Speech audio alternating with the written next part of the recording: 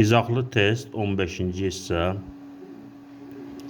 5-ci sinif ingilis dili 1-2 belə eləyək. 1-2 3-cü sualı siz özünüz taparsınız, şərtlərdə yazarsınız. 4-5-6-nı mən izah edirəm.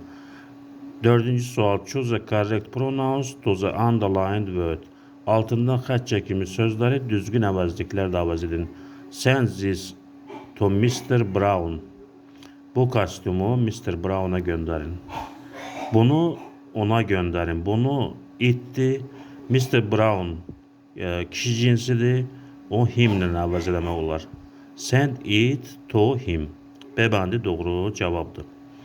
5-ci sual, choose the correct preposition. Düzgün söz ünlərini seçin. My uncle lives the fourth floor.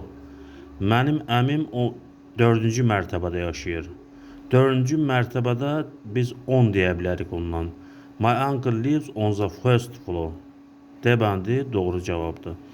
6. Choose the correct variant. Düzgün variantı seçin.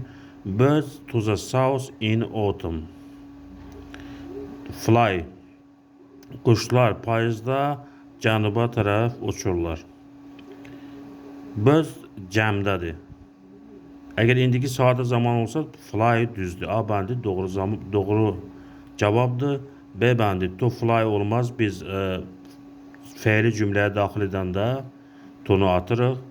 Flies olmaz. S şəkilsi qəbul edə bilməz. Çünki bu üçüncü şəxsin cəmidir, təki deyil. Təki olsaydı flies olardı.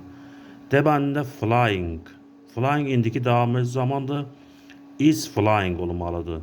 Is yoxdur. Deməli bu A bəndi burada doğru cavabdır. Videonu bəyənib kanala abunə olmağı unutmayın.